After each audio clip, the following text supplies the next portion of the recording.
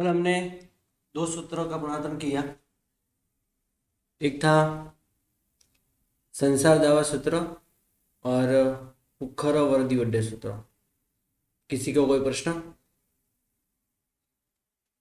सिद्धानम बुद्धानम चला आगे। सिद्धानम बुद्धानम सूत्र जिसका दूसरा नाम है सिद्धस्थ। सिद्ध परमात्मा को वंदन किया है, उनको याद किया है, इसलिए नाम दिया गया है सिद्धस्थ। सिद्धानम बुद्धानम पार गयानम परंपर गयानम लोकगमो गयानम नमो सया सब सिद्धानम जो देवानवि देवो जम देवापंजलि नमम संति तम देव देव मह्यम शिरसा वंदे महावीर। तो यहाँ कह रहे हैं सिद्ध और जो बुद्ध हो गए हैं, पार ज्ञानम परंपरा ज्ञानम, पार को जिन्होंने प्राप्त किया है और परंपरा से जो मोक्ष में गए हैं, यानी संसार रूपी समुद्र को जिन्होंने पार किया है और गुणस्थानक के क्रम से जो केवल्यान केवल दर्शन आदि की प्राप्ति करके सर्व कर्म का क्षय करके मोक्ष में गए हैं, और लोक के अग्रभाग के ऊपर जो प्राप्त है, यानी लोक के अग्रभाग के ऊपर जो सिद्धशिला है, सिद्धशिला के ऊपर जो जहाँ पे सिद्ध परमात्मा लोक के अग्रभाग के वहाँ स्थिर बने हैं, ऐसे स्थान को जिन्होंने प्राप्त किया है, यानी लोक का अग्रभाग जिन्होंने प्राप्त किया है, लोगम हो गया। ऐसे सर्व सिद्ध परमात्मा को सया हमेशा मैं नमस्कार करता हूँ। सिद्ध बने हुए, बुद्ध बने हुए, यानी गुणों से सिद्ध और ज्ञान से बुद्ध, राइट। संसार समुद्र को जिन्होंने तर लिया है, परंपरा से गुणस्थानक के क्रम से जो मोक्ष में गए हैं, लोक के अग्रभाग को जिन्होंने प्राप्त किया है, ऐसे सर्व सिद्ध परमात्मा को हमेशा मैं नमस्कार करता। जो देवान विदेवो, जिनको देवों के देव भी, यानी इंद्र महाराजा भी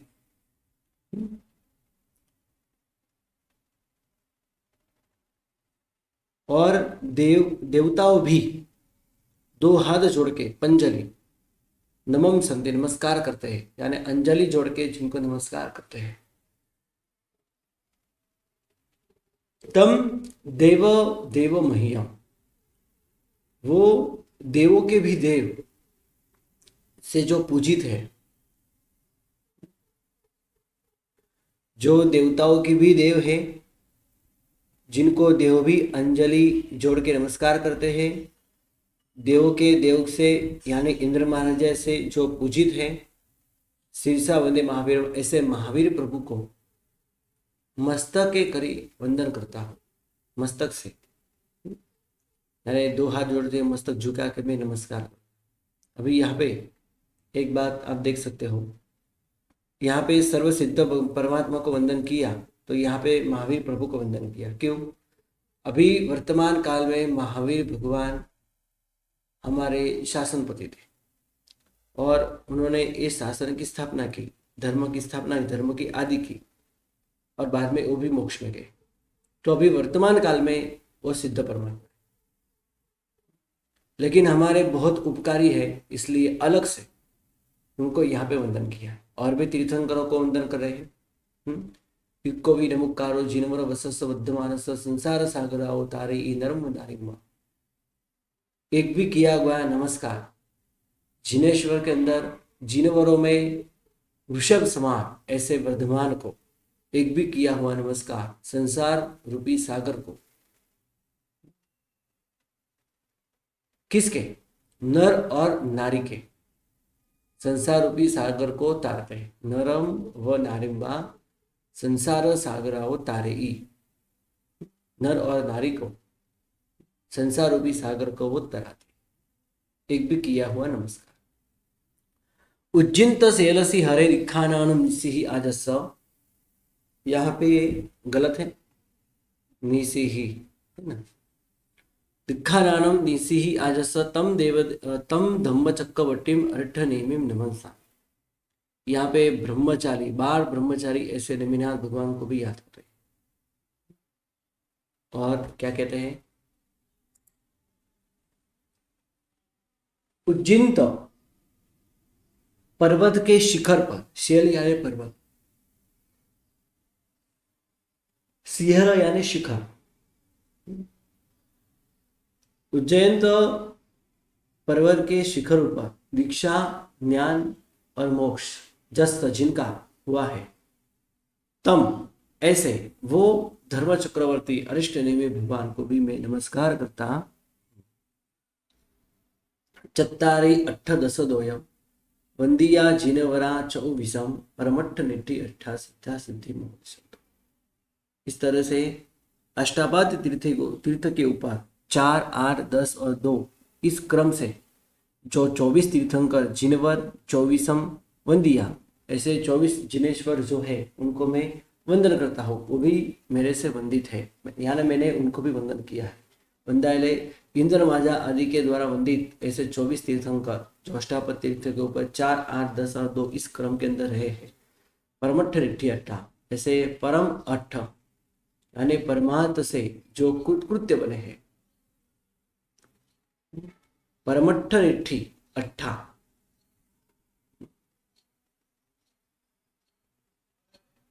यानी परमार्थ से जो कृत्य बने हैं, ऐसे सिद्धा सिद्धि मोक्ष, ऐसे सिद्ध परमात्मा जो बने हैं अंत में, ऐसे सिद्ध जो हो चुके हैं, ऐसे सिद्ध परमात्मा मुझे भी सिद्धि प्रदान करे।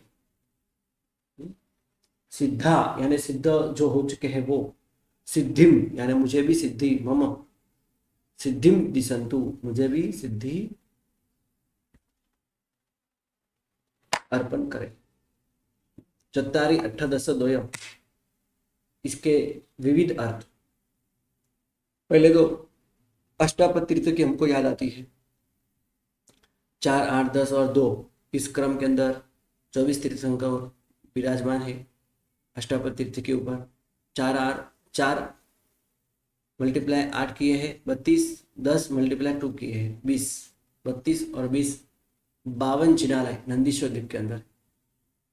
चत्त यानी त्याग, हरि यानी अंतर शत्रु, अष्टादश द्वयम यानी 20 समेत शिखर तीर्थ के ऊपर जो 20 तीर्थंकर हुए हैं कि उन्होंने आंतरिक शत्रु का त्याग करके, आंतरिक शत्रु को खत्म करके सिद्ध परमात्मा बने।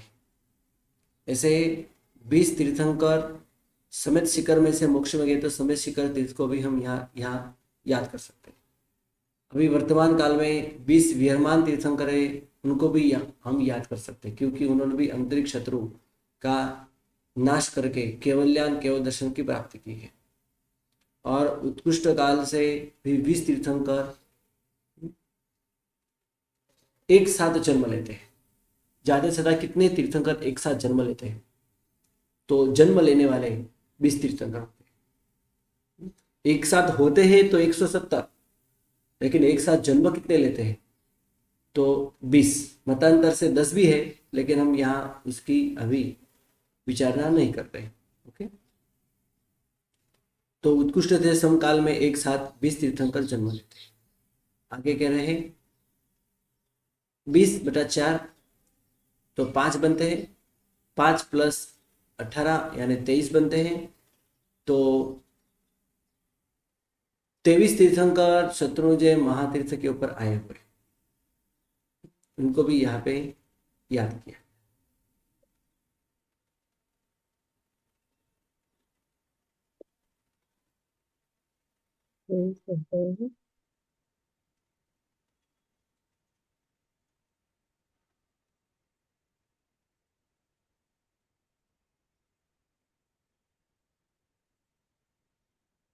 आगे 8 × 10 तो 80 बनते हैं, मल्टीप्लाई 2 किए 160 बनते हैं। और उत्कृष्ट काल में महाविद्य क्षेत्र में 160 तीर्थंकर विराजमान होते हैं। अजितनाथ भगवान के शासन में ऐसा बना था। ओके।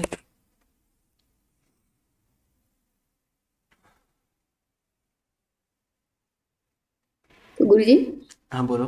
तो उत्कृष्ट से तो 160 भी जन्म लेते हैं ना, महाविद्या वाले तो सब एक साथ ही जन्म नहीं, लेते हैं। जन्म एक साथ बीसी तीर्थंकर का होता है। अच्छा, क्योंकि वहां पे सिद्धशिला पे नहीं होती है इसलिए। ऐसा भी समझो, क्योंकि ये तो शाश्वत नियम, क्योंकि शाश्वत नियम है जो है ना, जी। उसमें तो हम कुछ नहीं बोल सकते, है ना। जी।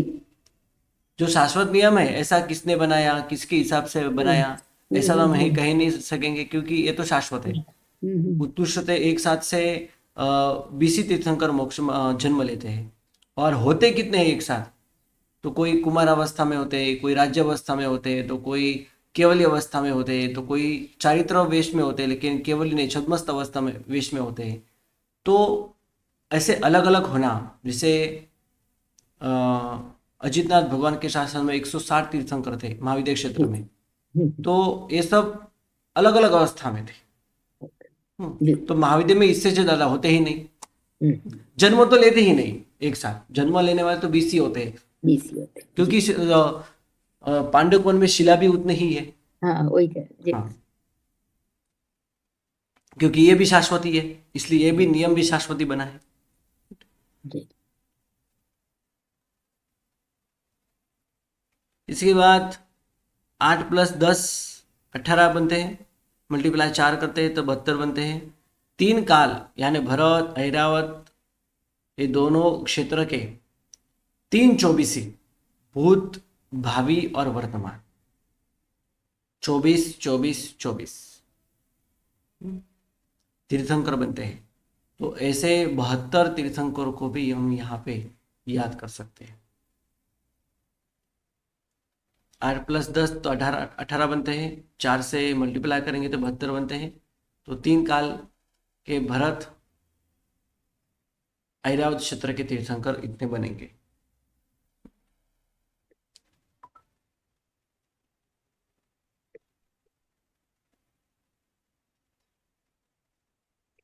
गुरुजी। हाँ बोलो। हाँ गुरुजी, अभी एक साथ 20 तीर्थंकर का जन्म है, लेकिन सिमंदर स्वामी है, तो उसके बाद अभी भी तो तीर्थंकर होंगे ना जिनका जन्म हो चुका हुआ होगा, किसी ने दीक्षा ली होगी, ऐसा भी तो वहां तो चलता ही रहता है ना। हाँ, वहाँ पे चलता है, लेकिन तो फिर। वर्तमान काल में हमको पता नहीं है। जी। वर्तमान काल में हमको नहीं पता कि कौन से तीर्थंकर ने कभी और कौन से क्षेत्र में जन्म लिया है। जी। जी। उसमें एक मतांतर भी है कि एक के बाद एक के बाद एक के बाद, मतलब एक ही क्षेत्र के अंदर टोटल 84 तीर्थंकर होते हैं, 84 तीर्थंकर होते हैं ये। लेकिन एक दूसरे से कभी मिलते नहीं, क्योंकि ये क्षेत्र भी बहुत बड़ा है। हमारे भरत क्षेत्र से, इस भरत क्षेत्र से 32 गुना बड़ा है, बहुत बड़ा है ना। तो जी। 84 तीर्थंकर होते हैं।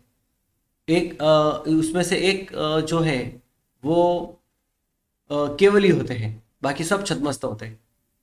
और एक हम्म। एक मोक्ष में गए तो एक का जन्म अवश्य होता ही है उसी क्षेत्र में। हाँ। और एक केवली बन जाते हैं अवश्य उसी क्षेत्र में। मतलब केवल यानी केवली तीर्थंकर के बिना कोई विजय खाली नहीं होती। मतलब हर एक अच्छा। विजय के अंदर केवली तीर्थंकर विराजमान होते ही है। मोक्ष में चले गए तो दूसरे तीर्थंकर को केवल ज्ञान की प्राप्ति। ऐसे भी बात आती है, मतलब एक ही क्षेत्र के अंदर 84 तीर्थंकर, तो विचार करो कि 32 विजय, और ऐसे हम्म। उससे 5 गुना, क्योंकि 5 महाविद्य क्षेत्र है तो कितने तीर्थंकर होंगे, है ना। तो इसकी ऐसी हम्म। ऐसी भी बात बहुत प्रसिद्ध है। लेकिन जब तक हमको ऐसा कोई केवली भगवान नहीं मिलता, इसका जवाब हमको मिल नहीं पाएगा। और जी। होते हैं ऐसा भी, है ना।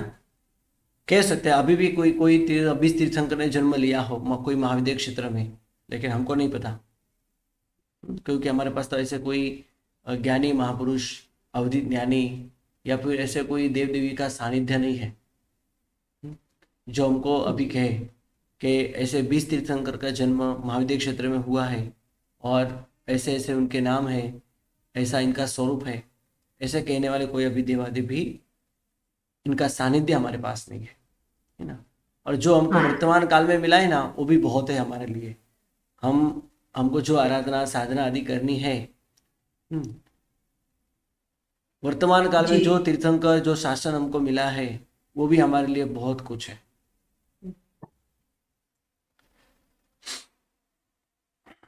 आगे कहते हैं 4 + 8 + 12 बने, मल्टीप्लाई 10 करें तो 120 बनते हैं, मल्टीप्लाई 2 करें तो वो 240 बनते हैं।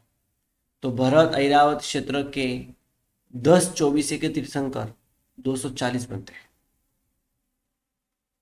बहुत लंबी बात है, 240 तीर्थंकर बनेंगे, है ना। इसको भी हम यहाँ पे याद कर सकते हैं। अभी यहाँ पे 10 24 क्यों ली, 10 ही क्यों ली, 12 13 ऐसा क्यों नहीं ली? 5 करके तो 5 24 हो जाएंगे, 5 5 24, हाँ, तो 10 ही होंगे ना। क्योंकि क्योंकि एक काल क्षेत्र जो काल चक्र जो है ना, हम्म। एक काल चक्र जो है ना, उसमें वो तो 2 होती है बोलते हाँ 2 ही होती है। हैं। पर यहाँ पर 10 24 ही करनी हो तब तो तो 5 काल चक्र बन जाते हैं, हाँ, है ना। इसे तो डबल, पर यहाँ पे मैंने खाली वर्तमान के लिए इसलिए 5 5 ही लिया, मतलब टोटल 10 लिए। हाँ, क्योंकि ये 10 क्षेत्र है, बिल्कुल। 5 भरत 5 ऐरावत, है ना। हम्म, ये दोनों मिलके 10 है। तो 10 को याद रख के ऐसी गिनती उन्होंने की है। जी 5 भरत 5 ऐरावत 10 है, तो 5 10 क्षेत्र की 10 24 को याद करते हैं। बिल्कुल। कोई भी संख्या आए तो कोई ना कोई धर्म की बुद्धि से हम विचार ना करें तो अलग अलग चीज हमको ऐसे मिलती है। तो 240 तीर्थंकर बने तो भरत और ऐरावत के 10 24 के तीर्थंकर बनते हैं। 8 8 का वर्ग हम करें तो 64 बनते हैं, 10 का वर्ग करें तो 100 बनता है। 64 + 100 + 4 + 2 तो 170। पूरे 2.5 द्वीप में उत्कृष्ट काल में 170 तीर्थंकर होते हैं। और चत्तारी 8 10 2, इसका भी अलग अलग अर्थ भी करें तो चत्तारी यानी 8 4, तो अनुत्तर ग्रहवासी कल्पवासी और ज्योतिषी, ये सब विमान में रहने वाले देव हैं। इसको हम वैमानिक देव कहेंगे, विमान में रहने वाले हैं। हम्म, सूर्य चंद्र ये इनके भी सब विमानी है, यानी ज्योतिष देव विमानी है, मतलब ये विमान में रहने वाले 4 निकाय के देव। जो वेंतर और वानवेंतर जो धरती पे रहते हैं, यहाँ वहाँ घूमते हैं, जंगल में रहते हैं, कोई कंदरा यानी गुफा में रहते हैं, ऐसे वेंतर वानवेंतर धरती पे रहने वाले मनुष्य के साथ रहने वाले 8 प्रकार के वेंतर और वानवेंतर, दोनों के 8 प्रकार है।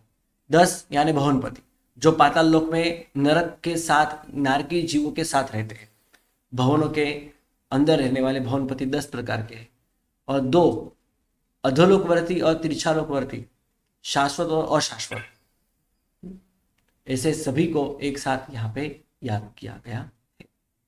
यानी अनुत्तर केवे कल्पवासी ज्योतिष में जितने भी तीर्थंकर हुए, वेंतर वानवेंतर में जितने भी तीर्थंकर है, शाश्वत और शाश्वत, भवनपति के अंदर भी है, अधोलोक तिरछालोकवर्ती भी है, शाश्वत और अशाश्वत, ऐसे सभी प्रतिमाओं को मैं वंदन करता। शाश्वत और शाश्वत जो है ना, ये सबके साथ ज्वाइन करना है। तो ऐसे 4 8 10 2 है, यानी असंख्य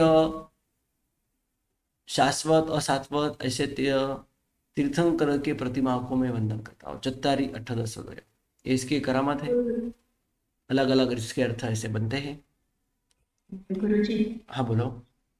આપણે ભવનપતિમાં તો પાતાળ લોકના આવી ગયા રાઈટ પાતાળ લોકમાં ખાલી ભવનપતિના વિસ્તારમાં જ ભગવાનજી છે બરાબર जी પ્રતિમાઓ जी हाँ, તો પછી અધોલોક ફરી કેમ મૂક્યું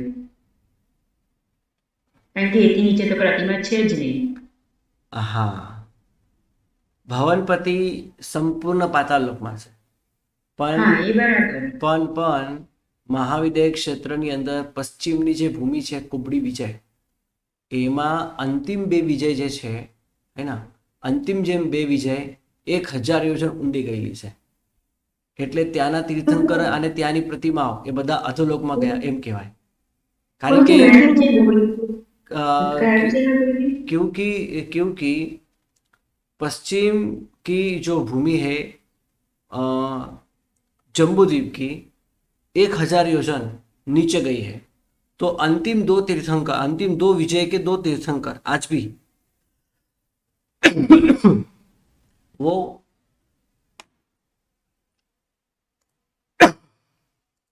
अधोलोक में।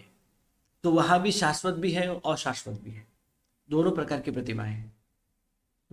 भवनपति के अंदर आ गई, लेकिन अधोग्राम में अधोलोकवर्ती मनुष्य की बनाई हुई प्रतिमा, वर्तमान के दो तीर्थंकर और वहां भी रहने वाले ऐसे व्यंतर देवता और उनकी भी जो प्रतिमाएं हैं, शाश्वत प्रतिमा व्यंतर देवताओं की, तो भी इसमें हम गिने तो शाश्वत और अशाश्वत दोनों प्रकार की प्रतिमा आ जाती है ना। कुबड़ी विजय जो है वो 1000 योजन नीचे है, इसलिए यहाँ पे ऐसा लिखा है, दूसरा कोई कारण नहीं है। એ વિજયનું નામ શું? हाँ, એ વિજયનું નામ શું? वप्र विजय और वप्र। हाँ, दो प्रकार की विजय है, एक वप्र विजय है और एक सुवल्गु नाम की शायद विजय होगी। चलो मैं देख के बताता हूँ आपको कौन से दो विजय है। आप तो हमारा कुबड़ी विजय बोले ने, आप तो कुबड़ी हाँ, बोले इन्हें ने। कुबड़ी विजय એટલે नीचे नमी हुई विजय, इसको 24 और 25वीं है ना गुरुजी, 24वीं और 25वीं। हाँ, 24वीं और 25वीं है, करेक्ट जी। नाम देख लो। जी वो देख लूंगी वो।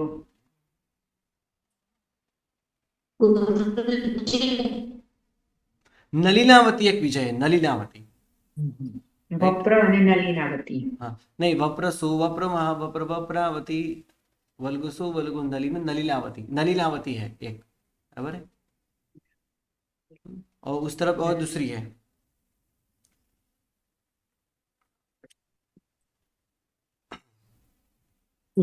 कल्पवासी एक से कल्पातीत और कल्पोपम ने वो क्या? वो पूछिए कल्पवासी અને क्या कल्पोपन्ना ने केला बने। कल्पवासी यानी 12 देवलोक, कल्पवासी यानी 12 देवलोक। ऊपर 9 ग्रह आ गए, 5 अनुत्तर आ गए, कल्पवासी यानी 12 देवलोक। ज्योतिष यानी 5 चर और अचर दोनों प्रकार के। ओके,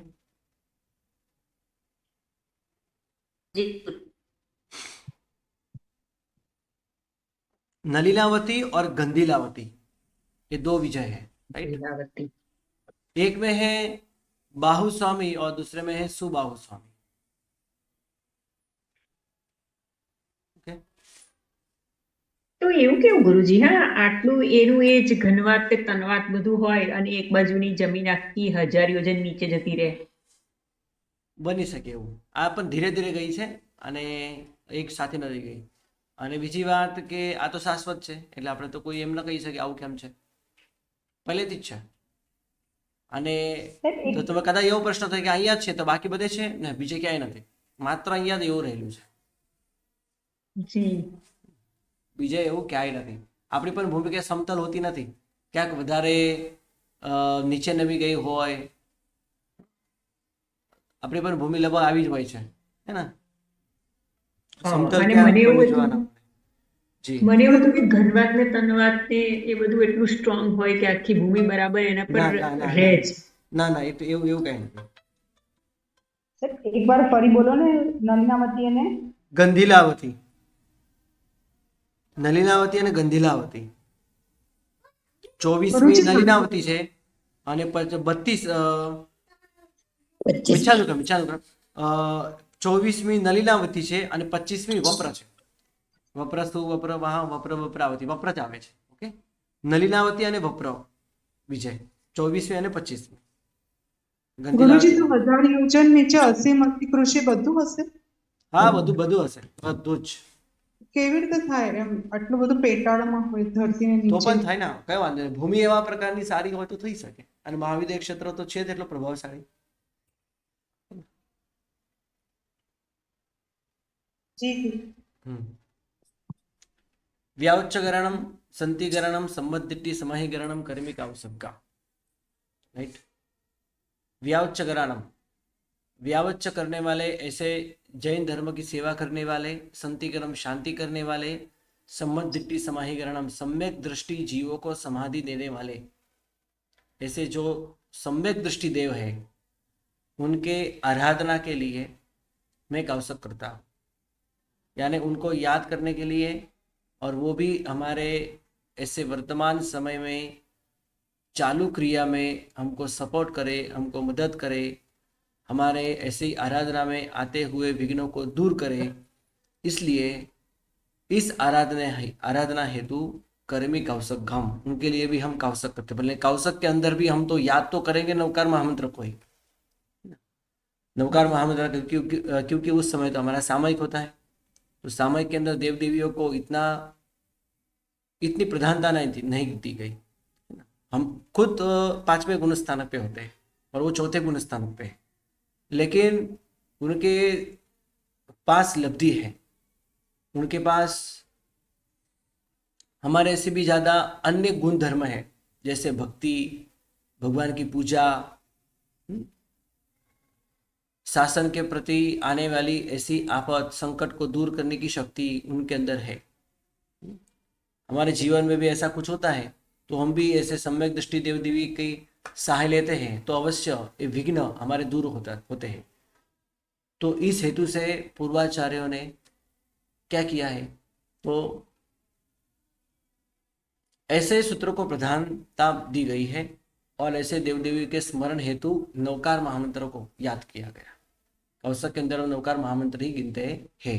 ये भी सूत्र गणधर भगवान रचित है, इसलिए हम ऐसा नहीं कह सकते इन्हें सूत्र नहीं बोलना है ना, ऐसा हम कह नहीं सकते। ये भी गणधर रचित सूत्र है। भगवान हम आचार्य हम उपाध्याय सर्वसाधु, अरिहंत और सिद्धम, ये दोनों भगवान और आचार्य उपाध्याय और सर्वसाधु, ये इनको हम वंदन करते हैं।